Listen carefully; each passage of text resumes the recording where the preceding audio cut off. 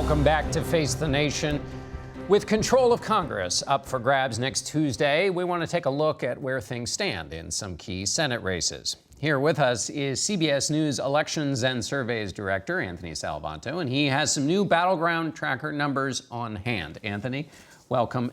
Remind us again, update us on exactly what's at stake in the Senate, and then tell us what you found in these new numbers. Right. Well, the Republicans have a two-seat majority in the Senate that they're trying to hold on to, and they have what we call a favorable map, which means that of the states where Senate races are up this year, the Democrats are defending more, and many of them are defending seats in states that Donald Trump won last time around. So we call them red states. They're Republican-leaning. That makes it rather hard for them. Let me start with a couple of states that I think will tell the story, at least early on election night when we watch it next week. The first is Florida. And that race we have tied between Rick Scott and the incumbent Democrat, Bill Nelson. You know, Scott seems to get a boost from his handling of the recent hurricane there. That may be helping him out. Then we go to Indiana, where we've got the Republican up 3 points. It's a slight lead over the incumbent Democrat, Joe Donnelly. That's a seat that the Republicans would love to try to pick up. And if they can, it really helps their chances. And then out to Arizona. That's an open seat. It's another state that Donald Trump won, where we have Kristen Sinema up 3 points over Martha McSally. That's a quick view of the landscape in three key races. So let's Florida, purple state. We always watch Florida, so and that's split, and so that kind of follows what we know on Indiana, Arizona. Tell me, what's the difference between the Democrats being ahead in Arizona, which has had 2 Republican senators, whereas Indiana, you've got an incumbent Democrat, but he's behind. Is there a difference between those 2 states? Yeah, one is just a little bit of crossover voting, where Sinema is getting just a little bit more of that Republican crossover vote than Joe Donnelly is. Now, this is important because we see so very little of that these days. And in fact, in all of these states, we see much less of it than we did the last time Democrats won in these red states. That partly tells you what a partisan environment this is. It tells you that this election is nationalized, that 3 in 4 voters are saying that they're casting a vote for Senate or Congress this year to put their favored national party in control of Congress. Having said all that, Sinema is doing a little bit better on health care, which is something certainly the Democrats want this election to be about. Donnelly is not benefiting from what some folks thought would be a backlash against the president's trade policy. In a heavily agricultural state, Republicans in particular and voters overall tend to think that those trade policies will eventually pan out and help them in the long run. Let's talk about that nationalized election, because Donald Trump, when you see him on the campaign trail, thinks that this is going to be an election about values, and he's returned to a lot of the themes from 2016, immigration, safety, even talking about socialism. Democrats, on the other hand, have a different bet that they're making. As you said, in Arizona, the Democrat running is talking about health care. Who's right? Well, look, it depends on whoever wins is probably going to end up being the one that we think is right. But look, the Democrats want this to be about health care because people do see them as being better off at handling Medicare. And also, they don't necessarily buy the idea, the Republicans, that they'll protect pre-existing conditions in particular.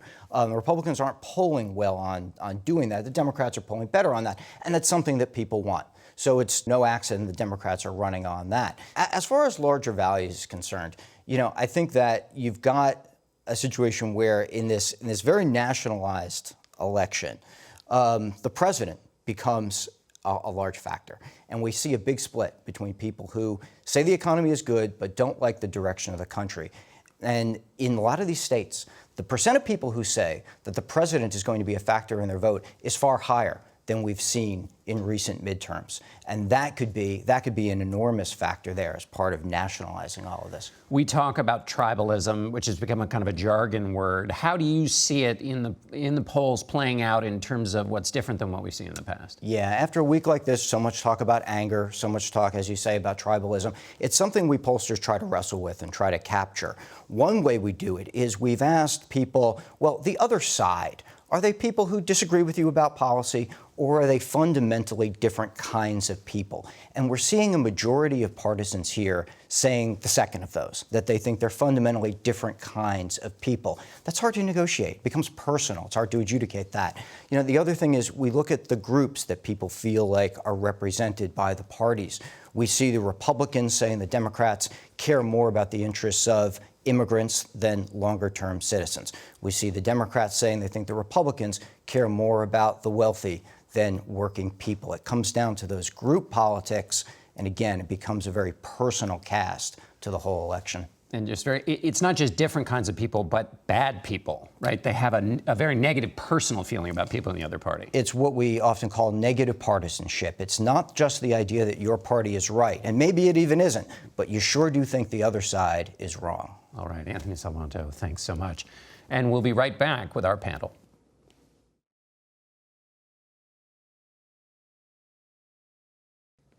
And now it's time for some political analysis. Lanhee Chen is a policy expert and fellow at the Hoover Institution. Jeffrey Goldberg is the editor-in-chief of The Atlantic. Susan Page is Washington bureau chief at USA Today. And Jamelle Bouie is the chief political correspondent at Slate and a CBS News political analyst. Jeffrey, I want to start with you. The president said this shooting in Pittsburgh was unimaginable. It was unimaginable that this could happen. Does it seem that way to you, unimaginable? No, it's very imaginable. I don't think there's a Jewish person in America or anywhere else who thinks that this sort of thing is unimaginable. There's a long, long history of this sort of thing. These things are not only imaginable, but they're predictable to a certain degree. And let me state very, very clearly, these sorts of incidents predate the rise of Donald Trump and the tribalism that we see now. Obviously, there were fatal shootings at Jewish community centers in the last 20 years. There was, of course, a shooting at the Holocaust Museum before the Trump era. But it's important to note that some of the language that Donald Trump consciously uses, some of the language that his supporters use, tends to activate people who have very, very dark thoughts and feelings about Jews. And among that group that's activated, some clearly are willing to carry out violence. That's not to say that Donald Trump is responsible for the shooting. The shooter is responsible for this shooting. But we live in a climate right now in which the president himself abets or creates a climate in which this sort of incident, this sort of tragedy, becomes more imaginable. Yeah, to add to that, a lot of the conversation around the past week, it's been about tribalism, and it's been about sort of our language towards each other. But from my view, this looks to be much more conversation about exactly this: the transmission of anti-Semitic ideas, the transmission of anti-Black racism into the public sphere in a way that has just not been the case in a long time. You mentioned earlier in the show the shooting in Kentucky of 2 African Americans. That shooter attempted to break into a church and kill many more people. And I think that is of a piece with what happened with Pittsburgh.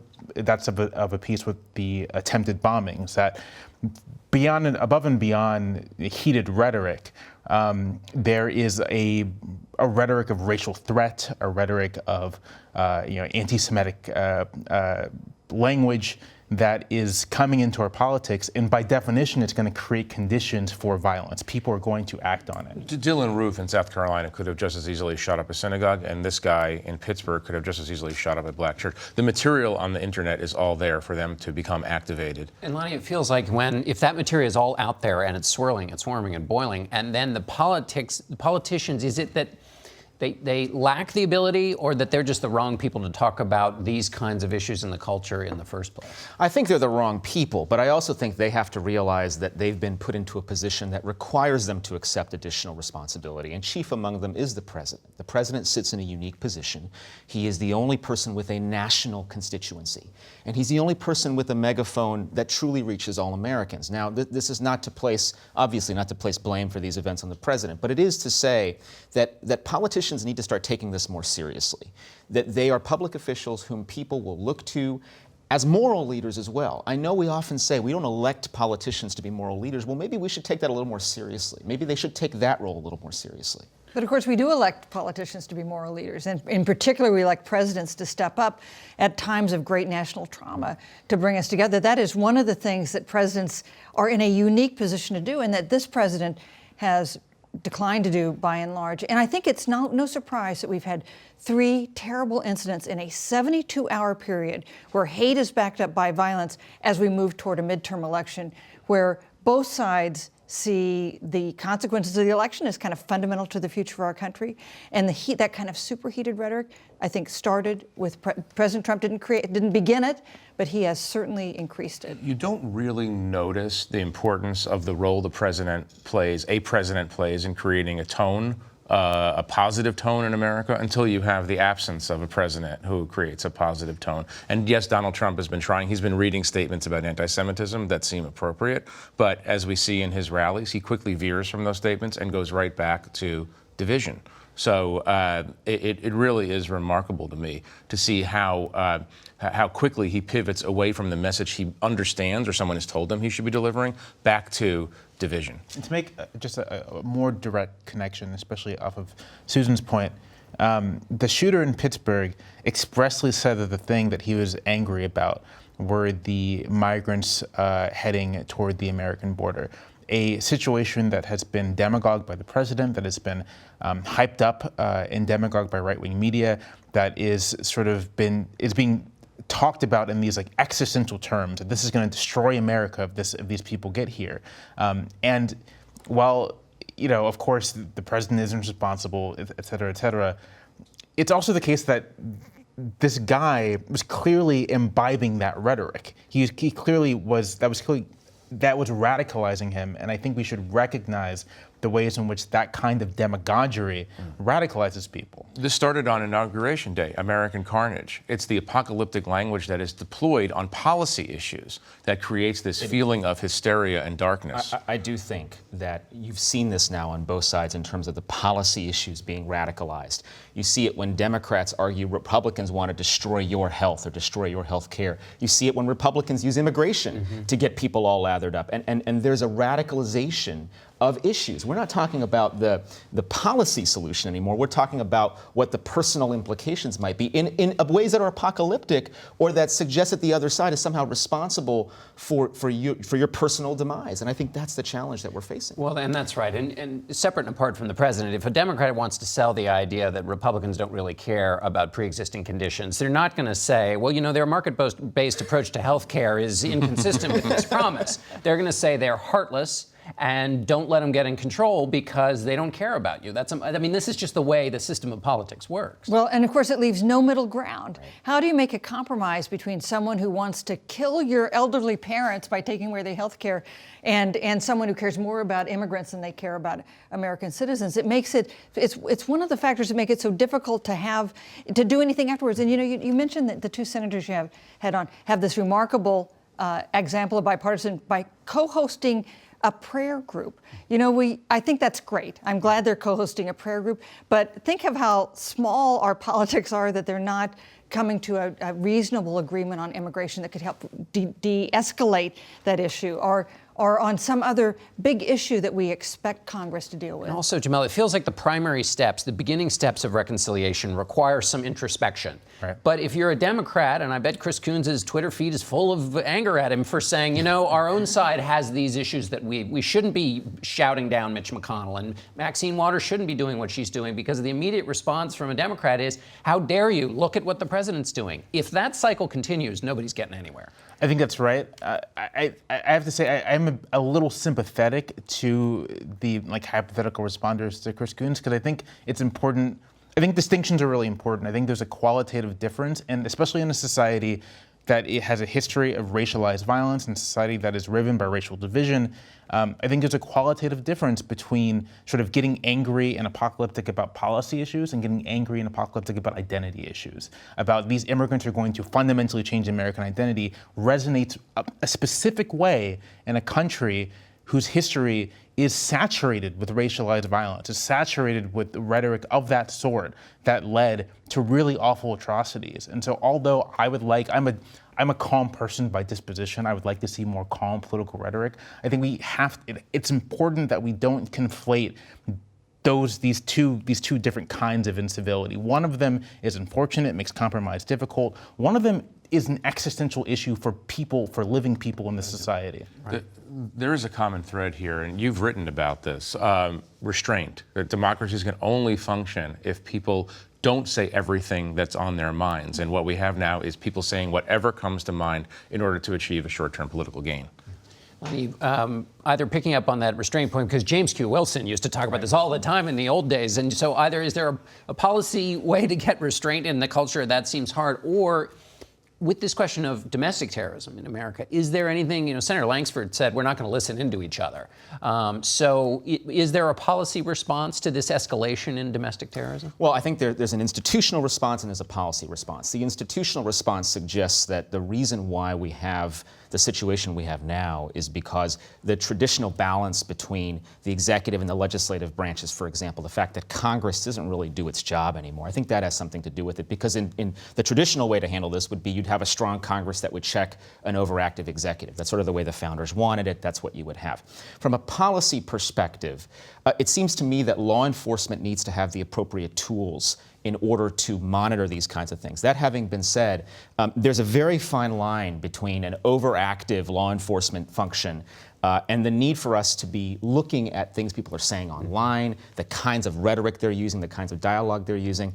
I think law enforcement has those tools. I think it's a question of what the right balance is. And if Congress wants to conduct oversight, again, they could. But the question is, do we need new policy to deal with this? I don't think so. I think what we just need is we need people to actually be doing their jobs, which law enforcement largely is. There's one thread between all these terrible incidents this week that have made us seem so ripped apart as a nation, and that is the availability of guns.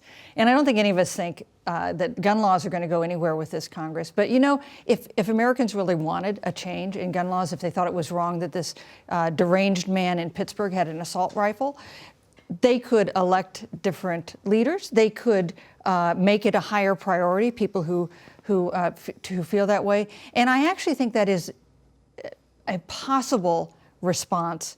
We'll see in the midterms in just 9 days. I think it is possible, it's conceivable, that could also be a response to this domestic terrorism. Jamelle, do you see a lot of Democrats on whom Democrats are placing their hopes in these swing House districts running on gun control? Only in the suburban districts, but in the places where Trump did really well with working class whites, there's not very much emphasis on gun control. I think if Democrats take the House majority, and if it's a substantial House majority, meaning that they won lots of seats in these traditionally Republican suburban districts and these Trump-switching Democratic districts, you might end up seeing a kind of conflict between two sets of Democrats who rely on very different constituencies. Bonnie, let's talk about policy in the election, because clearly Donald Trump feels that the issue of immigration, some of these values issues, are going to work well for Republicans.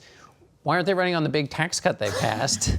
A, and then B, the Democratic response seems to be to talk about health care, to be more policy oriented. What do you see? Do you see that split, and what do you make of it? No, I absolutely see that split. I think this is going to be the healthcare versus judges election, and judges is a shorthand, I think, for some of these more cultural elements that motivate Republican voters. I think the reason why the two sides have gone to the issues they've gone to is because they're going to the issues they know will motivate their base at the end of the day. And tax cuts and the economy are great, but it's more of an overlay. It's very hard to get someone to say, hey, go out there and vote because of the tax cuts I gave you. It may be the case that they could say, look, if you don't vote for the Republican, those tax cuts will be gone. The negative message might work better. But fundamentally, I think both sides have settled on the issues they've settled on because they realize, hey, these are the issues that our side really will get worked up about. For Democrats, it obviously is health care. And for Republicans, it's some combination of judges, law enforcement, and immigration. And I think we've seen all of those issues in play in the last couple of days. My question on that is whether the events of the last week sort of obviate the Kavanaugh bump that the Republicans have gotten. The Kavanaugh bump was very effective for Donald Trump. He promised to get these judges in. He did. But now there's this feeling that things are coming unhinged, the wheels are coming off, and people, including suburban voters who might be on the fence, might look at Donald Trump and say, you're abetting this. And this is a very nationalized election, as we heard. So that's the question. Yeah, I think to a certain degree there is maybe some impact on it. But the Kavanaugh bump and the enthusiasm that was created by that whole process, I think really that's the key narrative going into the election because so many people have voted already. I think that matters. I was just going to say what's confounding about this upcoming election is that enthusiasm across the board is so high, likely turnout is going to be so high for a midterm that at a certain point it's just difficult to make predictions because tiny changes in enthusiasm and turnout among different demographics get you radically different results. And so difficult and dangerous to make predictions. So I take your point on policy, and it's certain that majority of the House ads by Democrats have been on healthcare, but I think this is the election of Trump. We did a poll this week that showed 3 out of 4 likely voters said President Trump had an impact on their decision of who to vote for Congress. And a majority of them, 57% of likely voters, told us a lot of impact by President Trump. So this is an issue about healthcare and judges, but this is, first of all, I think, an issue about President Trump. All right, we're going to have to end it there. Thanks to all of you, and we'll be back in a moment.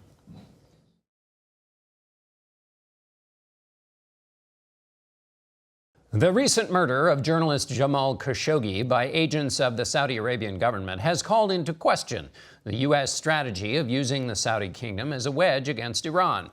CBS News correspondent Elizabeth Palmer spoke earlier today in Tehran with Iranian Foreign Minister Mohammad Javad Zarif and asked about his government's view on the U.S.-Saudi alliance. The choices that have been made in this region have been wrong, and there's nothing new about them. What choices are you talking about? Choices about supporting Saddam Hussein, choices about supporting Al-Qaeda, choices about supporting the Taliban. This is Saudi. ISIS. You're talking Saudis supported Al-Qaeda. Saudis supported them with almost a carte blanche from the United States. I think, reading between your lines, you're saying that Saudi Arabia is a poor ally for the United States, and Iran would be a better one. No, I'm not saying that.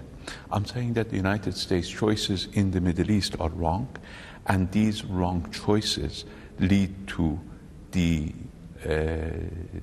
disaster in our region. We knew that the invasion of Iraq was a wrong choice, although Saddam Hussein was our enemy. We knew that the attack against Afghanistan was a wrong choice, although Taliban were our enemy.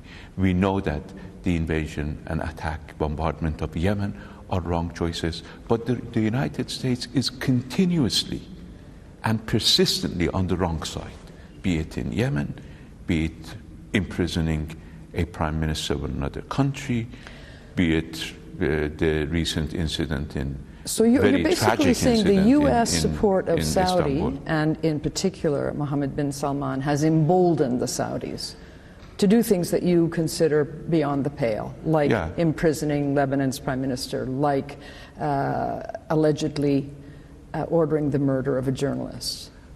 I think the blanket support that the U.S. provides to Saudi Arabia and to Israel has enabled them to carry out atrocities that would not have happened had there not existed this blanket support, blind support. Our Elizabeth Palmer taped earlier today in Tehran. We'll be right back.